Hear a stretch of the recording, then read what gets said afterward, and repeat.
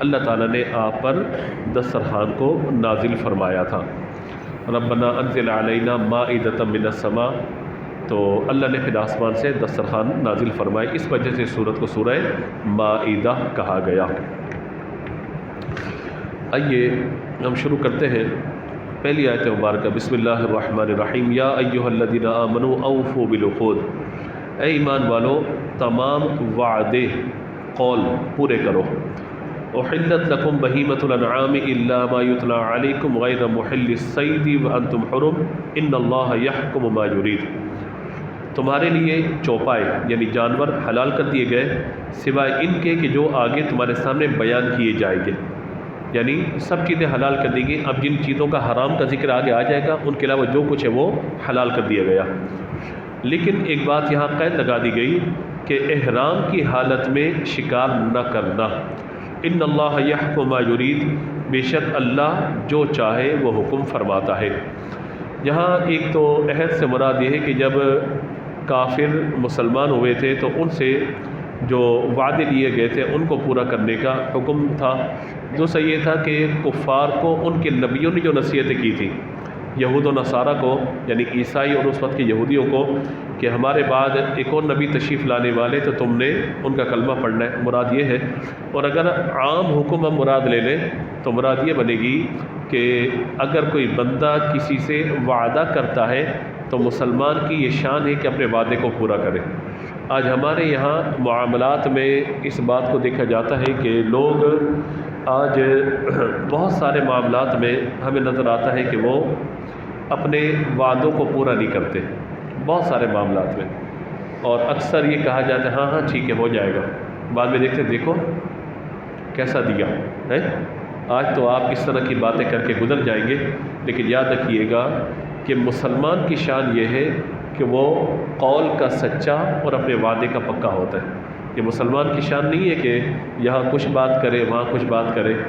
وہی شعر ہم نے ایک عرصہ پہلے پڑھا تھا، ابھی تھا بیاں ابھی کچھ اور بیاں ہے، ابھی تھا بیاں ابھی کچھ اور بیاں ہے، کیا تیری زباں کے نیچے بھی کوئی زباں ہے جی، یعنی ابھی کچھ اس کو کچھ اس کو کچھ۔ اور کچھ دنوں پہلے میں انور مقصود صاحب کا کلپ دیکھ رہا تھا سوشل میڈیا پہ، تو بات بڑی اچھی کہی انہوں نے، کہا کہ وہ جھوٹ بولنے والوں کو اپنا حافظہ مضبوط رکھنا پڑتا ہے، یادداشت مضبوط رکھنی پڑتی ہے کہ میں نے پہلے بات کیا کہی تھی۔ سچا تو سچا ہے، جو بات کہے گا ہر کے سامنے کہے گا۔ جھوٹ بولنے والوں کو یہاں کچھ وہاں کچھ، اسے کہا تم نے یہ نہیں، میں یوں نہیں یوں کہا تھا، تم نے تو مجھے یوں کہا تھا، اور نہیں یوں نہیں یوں تھا۔ اسی لیے کہا جاتا ہے نا کہ ایک جھوٹ کو چھپانے کے لیے 100 جھوٹ کہنے پڑتے ہیں، یہ ہمارے اردو ادب میں محاورہ ہے، تو بالکل درست بات ہے۔ تو بہرحال انسان کو اپنے قول کا پکا اور وعدے کا سچا ہونا چاہیے، چاہے وہ خواتین ہو چاہے وہ مرد حضرات ہو، جب بھی ایک دوسرے سے وعدہ کرے اس کو پورا کرے۔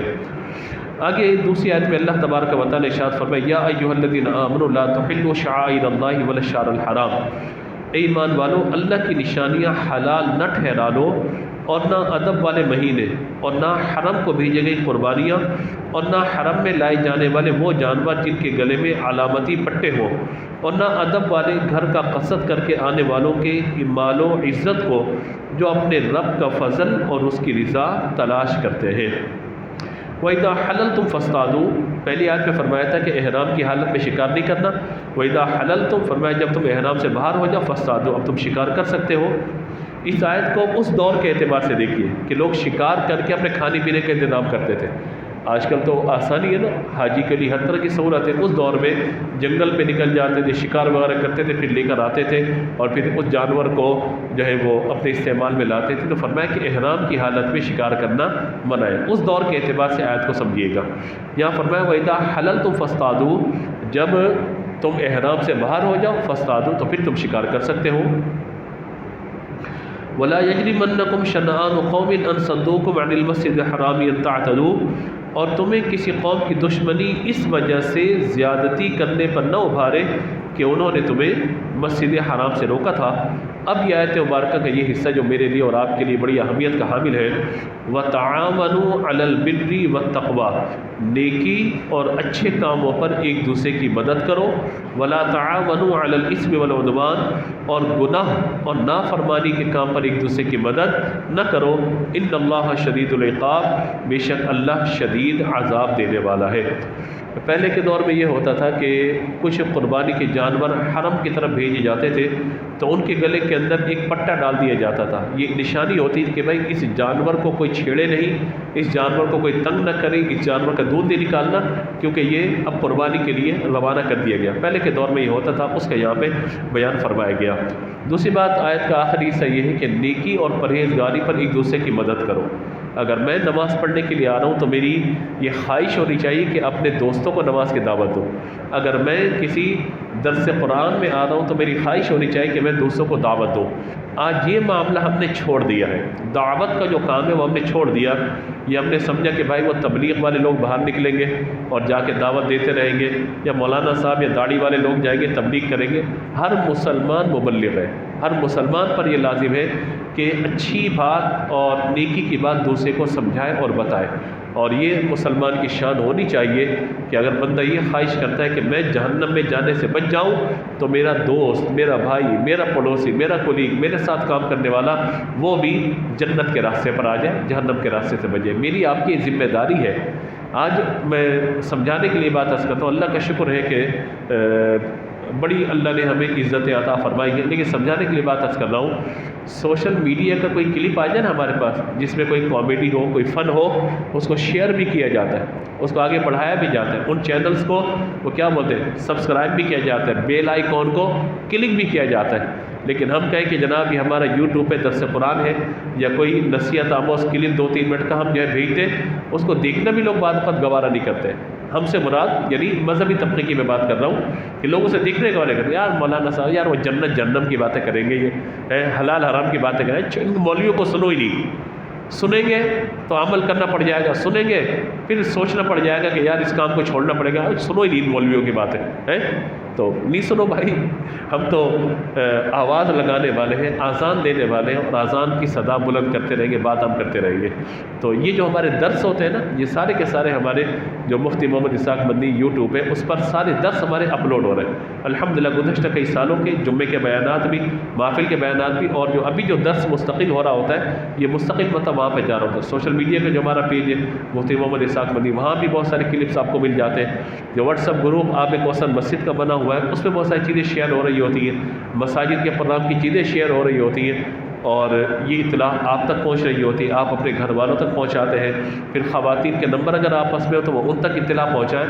تو یہ نیکی کا کام ہے جس پر ہمیں آگے بڑھ چڑھ کے حصہ لینا چاہیے۔ آپ کے دعوت دینے سے کوئی آ گیا اور کوئی اگر مسجد کے اندر آ گیا، اسے درس سن لیا، دعا میں شامل ہو گیا، اس کے آنکھ پہ کوئی آنسو نکل آیا، خدا کی قسم اس کی نیکیاں اپنی جگہ پر ہے، اللہ تعالیٰ آپ کو مجھے بھی محروم نہیں کرے گا۔ میں صحیح بات عرض کرتا ہوں کہ نماز میں اسپیڈ قرآن پڑھنے کی کچھ اور ہوتی ہے، تراویح میں اسپیڈ کچھ اور ہوتی ہے، پھر وطر میں اسپیڈ کو کنٹرول کرنا، پھر اس کے بعد درس دینا، یہ اللہ ہی کی عطا ہے، اللہ تعالیٰ ہم سے کام لے لیتا ہے۔ ورنہ بعض اوقات مشکل لگتا ہے ہمیں بھی، بعض اوقات روزانہ تیاری سب چیزیں اللہ کی عطا ہے کہ جب بیٹھتے اللہ ایسی رحمت برکت نازل فرماتا ہے، سارے معاملات اللہ کی رحمت سے آسان ہو جاتے ہیں۔ تو اسی لیے کوشش کیا کریں کہ نیکی کے راستے پہ اگر خود چل رہے ہیں، اپنی بہن کو، اپنے بھائی کو، اپنی بیٹی کو، اپنے بیٹے کو، اپنے اڑوس پڑوس کو، جن لوگوں کے نمبر آپ کے پاس ہے، بھائی اسٹیٹس لگا دیں، کوئی دیکھے نہ دیکھے، جن کے پاس نمبر ہے وہ تو دیکھیں گے، کچھ نہ کچھ نیکی کی دعوت روزانہ ہماری طرف سے جانی چاہیے، دوسروں کو سمجھانے کے لیے، بتانے کے لیے۔ اللہ نے چاہا تو اس کی برکت انشاءاللہ مجھے اور آپ کو ضرور ملے گی۔ وجہ اس کی کیا ہے؟ نیکی کا راستہ۔ اور آگے فرمایا کہ وَلَا تَعَاوَنُوا عَلَى الْإِثْمِ وَالْعُدْوَانِ، گناہ کے کام پر کسی کی مدد نہ کرو۔ الٹے سیدھے گانے بھیج دینا کسی کو، ایسے فنی کلپ کی جن میں دین کا، نماز کا مذاق اڑایا جا رہا ہو، یا خدا نہ خاصہ کوئی برائی کا راستہ، چلو بھائی فلم دیکھنے چلتے ہیں، ڈرامہ دیکھنے کے لیے چلتے ہیں، یا دیکھو سوشل میڈیا پہ یہ تم نے دیکھا، اللہ اکبر، اگر کوئی اس طرح کے معاملات کرتا پھر یہ گناہ پر اور برائی پہ مدد کر رہا ہے۔ علماء نے یہ بھی بات بیان فرمائی ہے کہ یہ جو بات بیان فرمائی ہے نا، یعنی ناجائز کاموں پر کسی کی مدد دینا، یہ اس سے مراد یہ ہے کہ اگر کسی نے کس کا حق دبا لیا، حق مار لیا، آپ اس کے ساتھ کھڑے ہو جائیں، مظلوم کے ساتھ۔ اگر آپ ظالم کے ساتھ کھڑے ہو جائیں گے رشتہ داری نبھانے کے لیے، دوستی نبھانے کے لیے، تو لہذا اس کا مطلب ہے کہ آپ برائی پر مدد کر رہے ہیں، گناہ پر مدد کر رہے ہیں۔ اسی طریقے سے اگر کوئی کس کے ساتھ زیادتی کر رہا ہے، آج ہم روڈوں پہ چل رہے ہوتے ہیں، کوئی ٹریفک کا کوئی معاملہ ہو جاتا ہے اور فوراً گاڑی سے بندہ نکل کے چلو بھائی ٹارزن نکلا باہر ہے، شیر آ گیا بھائی لڑائی جھگڑا کرنے کے لیے، نہ آپ روکیں، ان کو سمجھائیں۔ ہمارے یہاں دیکھتے نہیں کیا معاملہ ہے، کیا گاڑی لگی، ایک کوٹ رہا ہے، دوسرا آ کے وہ تھپڑ مارنا شروع کر دے، بھائی مسئلہ تو پوچھو، مسئلہ کیا ہے، کیا معاملہ ہے، نہیں۔ تو لہٰذا کبھی بھی برائی کے معاملے میں ایک دوسرے کو مدد نہیں کرنی چاہیے، نیکی کام پہ مدد کرنی چاہیے۔ اگلی آیت مبارکہ جس میں اب ان جانوروں کا ذکر کر دیا گیا کہ جو حرام ہے، فرمایا حرمت علیکم المیتۃ والدم ولحم الخنزیر وما اہل لغیر اللہ بہ والمنخنقۃ والموقوذۃ والمتغدیۃ والنطیحۃ وما اکل السبع الا ما ذکیتم۔ فرمایا تم پر حرام ہے مردار اور خون اور سور کا گوشت، سور کے گوشت سے مراد مکمل سور ہے، یعنی کہ سور کا گوشت حرام ہے تو اس کی ہڈی یا کھالی استعمال کر لی جائے مکمل۔ اسی طریقے سے وہ جانور وما اہل لغیر اللہ بہ، جس جانور کو ذبح کرتے وقت اللہ کے نام کے علاوہ کسی اور کا نام لے لیا گیا، یعنی بسم اللہ اللہ اکبر کہنے کے بجائے کسی اور کا نام ذکر کر دیا، جیسے وہ باسم منات، باسم لات، یعنی وہ بتوں کے نام لیتے تھے، لات و منات جو ان کے تھے، حبل تھا، عزا تھا، ان کے نام لیا کرتے تھے وہ، تو قرآن پاک نے منع فرما دیا، فرمایا ذبح کرتے وقت کیا نام لیا جائے گا، بولیے بسم اللہ اللہ اکبر۔ اب یہاں لوگوں کو غلط فہمی ہو جاتی ہے، وہ کہتے ہیں کہ دیکھو آپ نے اس بکرے کا یا اس دمبے کا آپ نے نسبت دے دی کہ بھائی یہ فلاں بزرگ کے نام پہ میں ذبح کر رہا ہوں، یہی تو شرک ہو گیا، یہی تو حرام ہو گیا، جانور حرام ہو گیا۔ قرآن نے واضح طور پہ بیان فرمایا، اس میں ڈنڈی نہیں ماننی چاہیے ہم لوگوں کو۔ کس بارے میں؟ قرآن کے الفاظ واضح، وما اہل لغیر اللہ بھی، جب ذبح کر رہے ہو تو اس وقت کس کا نام لو؟ فقط اللہ کا۔ کیا کہہ کے ذبح کرنا ہے؟ بسم اللہ اللہ اکبر، یہ کہہ کے ذبح کرنا ہے، باسمی کسی اور کا نام، اور کوئی مسلمان ایسا نہیں کرتا۔ ورنہ اگر یہ اصول بنا لیا جائے کہ اگر کسی جانور پر کسی مخلوق کا نام آ گیا تو جانور حرام ہو گیا، تو مجھے یہ بتائیے قربانی کے جانور پہ کس کا نام ہوتا ہے؟ بھئی یہ عبداللہ کا جانور ہے، یہ رحمت اللہ کا ہے، یہ نعمت اللہ کا ہے، یہ ثناء اللہ کا ہے، وغیرہ وغیرہ، کسی کا نام تو ہوتا ہے۔ پھر قربانی بڑے جانور 7 حصے ہوتے ہیں، اور وہ تو ہے یہ کہ قربانی کے حصوں کو متعین کیا جائے، اور پھر نبی پاک علیہ الصلوۃ والسلام کے نام کی قربانی لوگ کر رہے ہوتے ہیں، اپنے والدین کے ایصال ثواب کے، انتقال اگر ہو ان کے نام کی قربانی کر رہے ہوتے ہیں۔ تو اگر یہ اصول بنا لیں گے کہ غیر اللہ کا نام جانور پر لیا، جانور حرام، تو پھر تو قربانی بھی نہیں کر سکتے بھائی آپ، تو زندہ یا مردہ کا تصور ہی ختم ہو گیا۔ پھر تو اس میں مراد کیا ہے، بولیے؟ جانور کو، یہ اصول یاد رکھیے گا۔ یہ لوگ بات کا غلط فہمی ڈال دیتے ہیں، لو جی تم نے کہہ دیا یہ 11ویں شریف کا بکرا، یہ غریب نواز کا بکرا حرام ہو گیا، تم نے اس پر نیاز دی تھی، کھانا حرام ہو گیا۔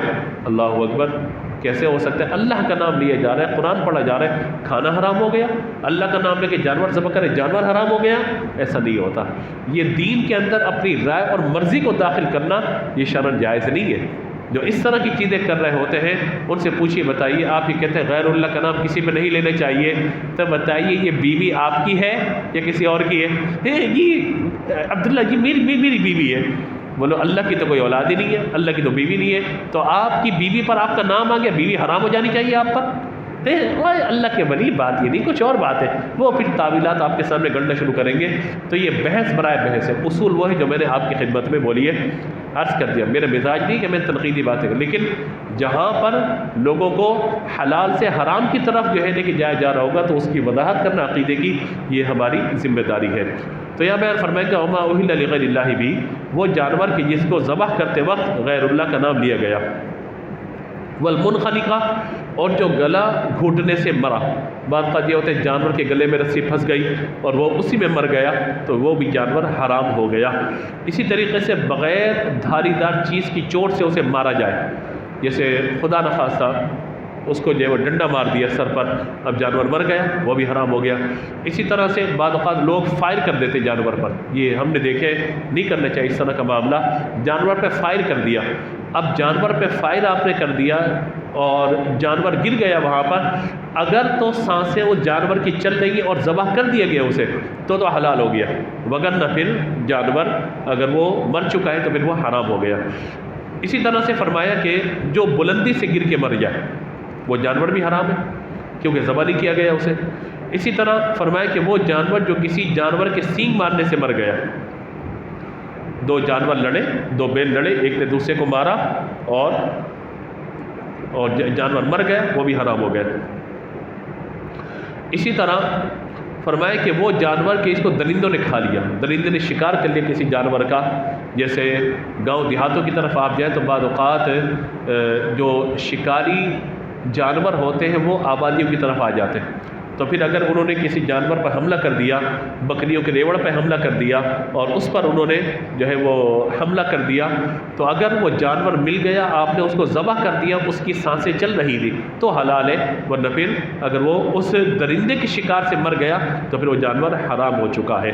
تو یہ ساری باتیں جو ہے یہاں بیان فرمائی گئی، اور پھر یہ بات بیان کی گئی کہ پانسے ڈال کر قسمت کا معلوم کرنا، پامسٹ ان کے پاس جانا، میرا ہاتھ دیکھو کتنی شادیاں ہوں گی، اس نے کہا جی 2 ہوں گی، کہا یار یہاں ایک نہیں ہو رہی تو 2 شادیوں کی بات کر رہا ہے بھائی، ہے ان سے قسمت کے حال معلوم کرنا، انگوٹھی کون سا نگینہ پہنوں، ہے کون سا نگینہ مجھے اچھا لگے گا، یا کون سا نگینہ میری قسمت کا حال بدل دے گا، کون سا پتھر مجھے امیر بنا دے گا۔ یہ ساری چیزیں وہ ہیں کہ جو انسان کو بت پرستی کی طرف لے کر جاتی ہے، توہمات کی طرف لے کر کے جاتی ہے۔ وہ انگوٹھیاں بیچنے والا، فال نکالنے والا، اگر وہ قسمتیں بدل رہا ہوتا اپنی بدل لینا بھائی۔ وہ بچپن میں وہ ہمارے استاد تھے، ہمیں سناتے تھے، کہتے تھے کہ وہ 2 بچے لڑکے جو ہے وہ پہلے آپ کو یاد ہوگا صدر میں طوطے والے بہت سارے لائن سے بیٹھے ہوئے ہوتے تھے فال نکالنے والے، تو کہا اس کے بعد گئے تو کہا کہ بھائی ہمارے پیسے گم ہو گئے، فال نکالو، کس نے اٹھائے؟ اس نے کہا جی 5 روپے لوں گا۔ کہا لو ہمارا 100 روپے چوری ہوئے، 5 روپے تمہیں دے دیں۔ 100 روپے کی بڑی اہمیت ہوتی تھی جب ہم چھوٹے ہوتے تھے عمر کے اعتبار سے، تو لہٰذا قسمت کے حال معلوم کرنا یہ بھی جائز نہیں ہے۔ آج لوگ کہتے ہیں یہ ہفتہ کیسے گزرے گا، مہینہ کیسے گزرے گا، یہ وغیرہ، یہ سب چیزیں دائرے کے شرائع ان چیزوں کی ممانعت ہے۔ اچھا استخارہ، اب آپ کے ذہن میں آ رہا ہوگا استخارے کا کیا معاملہ ہے، تو یاد رکھیے گا استخارہ خود کیا جاتا ہے، کروایا نہیں جاتا۔ شرعاً جو استخارہ ہے وہ بولیے کرنے کا حکم ہے، کروانے کا حدیث میں کہیں بھی نہیں ہے۔ آج ہمارے یہاں لوگ ہمیں میسج کر رہے ہوتے ہیں کہ بچیوں کے رشتے کے اعتبار سے یا طبیعت کے اعتبار سے، وہ ہم پھر دائرے کے علم الاعداد یا دیگر چیزوں کی روشنی میں ہم دیکھ کے بتا دیتے، یہ استخارہ نہیں ہے، یہ معلومات ہے۔ معلومات اور استخارے میں فرق ہے۔ استخارے کا معنی یہ ہے اللہ سے مشورہ طلب کرنا۔ استخارے کا معنی کیا بولیے؟ اللہ سے مشورہ طلب کرنا، وہ ایک الگ چیز ہے۔ اس کا طریقہ کار یہ ہے کہ رات کو بندہ جو ہے وہ نوافل ادا کرے، جو نماز کا ذکر ہے پورا، اور اللہم انی استخیرک بعلمک واستقدرک، جو پوری دعا ہے وہ دعا پڑھے، 5-6 لائن کی دعا ہے، اور پھر باوضو قبلہ رو سو جائے۔ خواب میں اسے اگر سفید رنگ کوئی نظر آ جاتا ہے، سبز رنگ نظر آ جاتا ہے، تو یہ گمان کرے کہ اس کام میں میرے لیے خیر اور بہتری ہے، اور اگر سیاہ رنگ نظر آ جاتا ہے، سرخ رنگ نظر آگ دیکھ لی اس نے، کوئی سیاہ رنگ دیکھ لیا، تو لہٰذا فرمایا کہ اس کام سے پھر اجتناب کیا جائے، بچا جائے۔ تو یہ استخارہ خود کرنا سنت ہے، بولیے ہاں۔ مجھے استخارے اتنے میسج آتے ہیں سبحان اللہ، یہ استخارہ کرے، یہ کرے، وہ کرے، لیکن آپ کس کس کو بتائیں؟ اب یہ مطلب میں الگ بتاؤں تو کہ اچھا ٹھیک ہے وہ صحیح ہے، لیکن آپ ہمیں کر کے دے دیں، نمبر 1۔ نمبر 2 یہ کہ ہر کام کا استخارہ نہیں ہوتا۔ بھئی چپل گم ہو گئی استخارہ کر دے، گھر سے پیسے کی استخارہ کرے، کون لے کے گیا؟ او بھائی اتنے پہنچے ہوئے ہم ہوتے تو پتہ نہیں آپ کو کہاں پہنچا دیتے۔ ان چیزوں کے استخارے نہیں ہوتے۔ استخارہ یہ ہوتا ہے مستقبل میں کوئی کام کرنے کا آپ ارادہ رکھتے ہیں، اس میں پھر خیر طلب کرنے کی اللہ تعالیٰ سے کہ اس کام میں میرے خیر ہے یا نہیں ہے۔ اور پھر تو استخارہ تو آج اتنا ہمارے یہاں مذاق بن گیا، لوگوں نے تسبیح پکڑی، نہیں کام نہیں ہوگا تمہارا، چل بھائی تمہارا کام ہو گیا، چلو شاباش۔ استخارہ، یہ کون سا استخارہ ہو گیا بھائی؟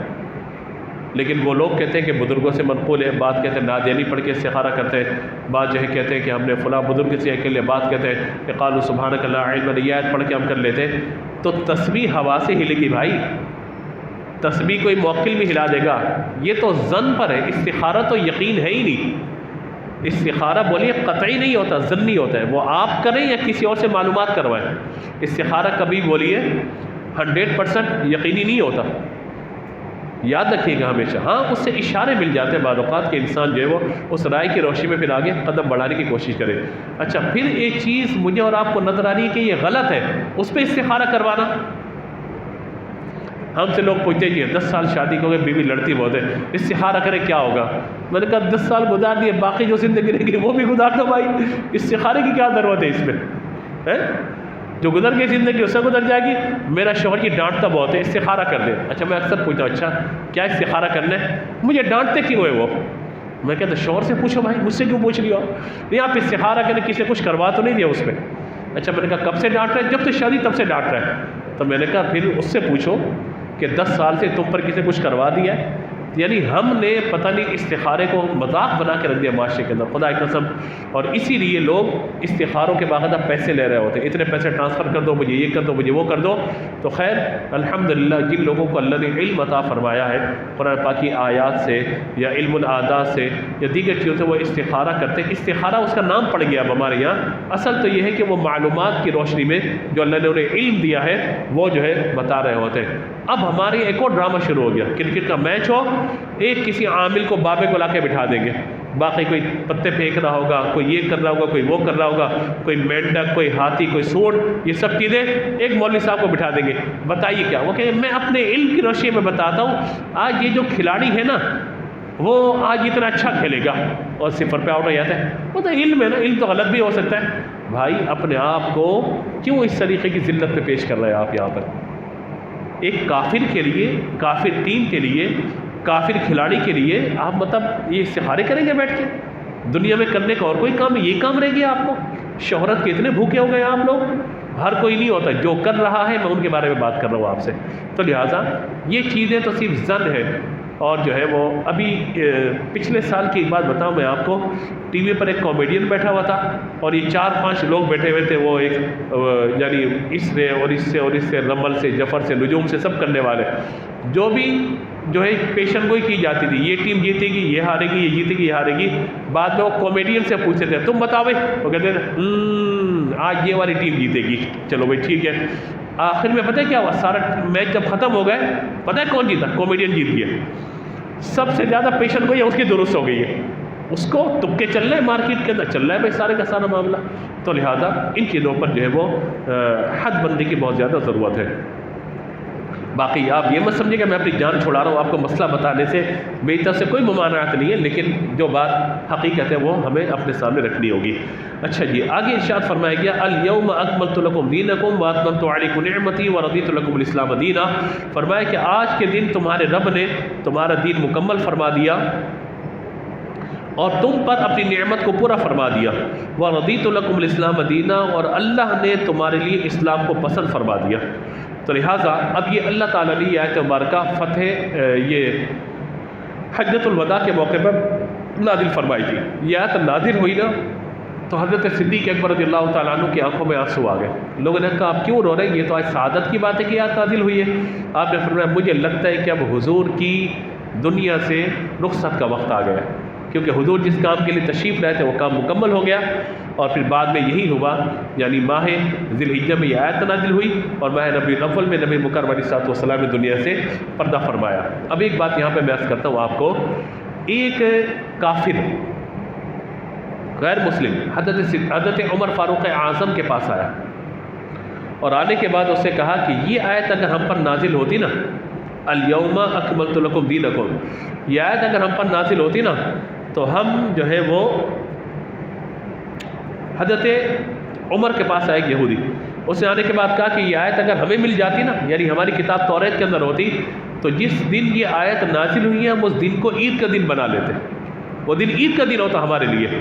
حضرت عمر فاروق اعظم رضی اللہ تعالیٰ عنہ نے جب یہ دیکھا، بخاری مسلم کی حدیث مبارکہ، تو جب حضرت عمر نے یہ دیکھا تو آپ نے فرمایا کہ تم تو عید کا دن بناتے اللہ نے جس دن یہ آیت ہمیں عطا فرمائی نا، ہمارے لیے ایک نہیں بلکہ 2 عیدیں اس دن اللہ نے جمع فرما دی تھی. ایک جمعے کا دن تھا اور دوسرا یوم عرفہ بھی تھا. تو عرفاً اس کو عید کا دن کہہ دیا گیا، ورنہ اصل عید تو کیا ہے بولیے؟ ماہ رمضان گزرنے کے بعد جو عید الفطر آتی ہے اور ماہ ذی الحجہ میں جو عید الاضحیٰ آتی ہے، تو یہ 2 عیدیں ہیں جو شرعاً عید ہیں. باقی عرفاً ہمارے یہاں عید کہہ دیا جاتا ہے. جیسے جمعے کا دن جو ہے حدیث شریف میں فرمایا گیا کہ یہ عید کا دن ہے. کس اعتبار سے؟ یعنی خوشی منانے کا دن ہے اور مسلمانوں کے لیے ثواب اور بشارت کے اعتبار سے دن ہے. ہمارے یہ بھی بعض اوقات ایک دوسرے سے ملاقات ہوتی ہے، ہم کیا کہتے ہیں؟ لو بھائی آج تو ہماری عید ہو گئی. بولتے ہیں نا، کیا مطلب ہے اس کا؟ کیا مطلب وہ عید کی نماز پڑھے گا جا کے بندہ؟ بھی نہیں، مراد یہ ہوتی ہے بھائی مجھے خوشی مل گئی. اسی طریقے سے جب بھی کوئی نعمت بندے کو ملتی ہے، بندہ کہتا ہے میرے لیے عید کا دن ہو گیا یہ.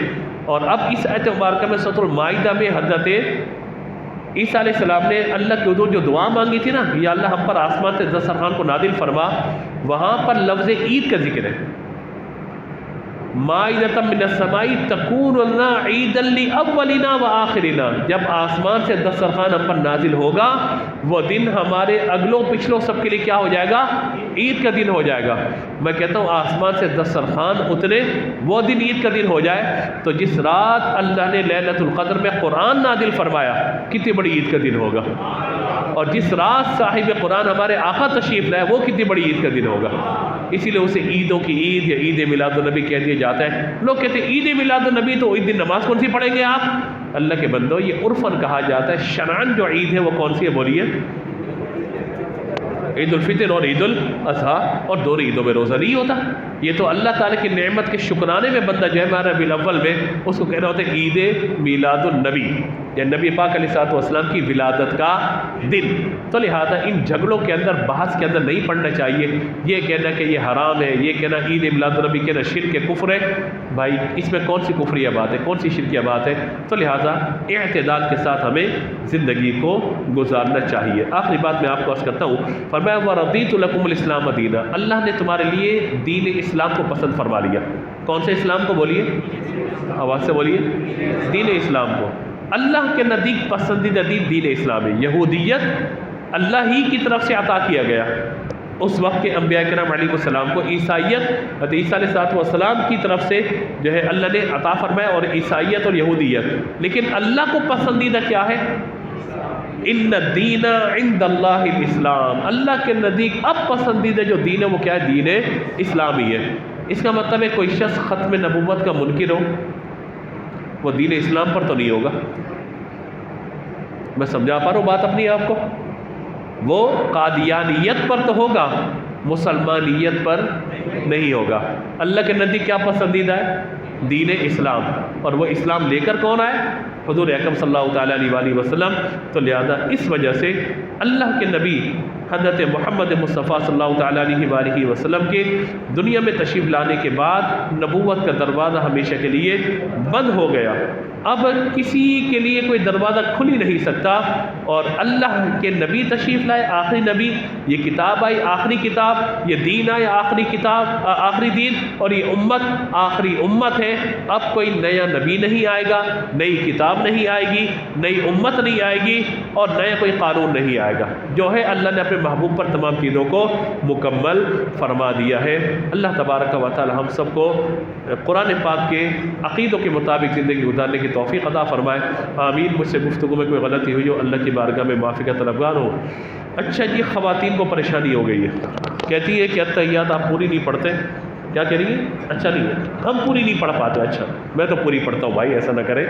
یہ پوری نہیں پڑھ پاتی خواتین یا مرد، کوئی بھی نہیں پڑھ پاتا، تو کوئی پریشانی کی بات نہیں ہے. امام کے پیچھے اگر اتحیات مکمل نہیں بھی ہوئی اور امام نے سلام پھیر دیا تو آپ بھی سلام پھیر لیں، آپ کی نماز ہو جائے گی. ٹھیک ہے؟ تو اس پہ آپ نے پریشان بالکل بھی نہیں ہونا. ایسا نہ ہو کہ آپ سلام پھیرنے کے چکر میں جو وہ دیر تک بیٹھے رہیں اور پتہ چلے کہ اگلی رکعت یہ امام سے شروع کر جائے. تو اس پہ بس آپ نے پریشان نہیں ہونا، سلام پھیر لینا ہے.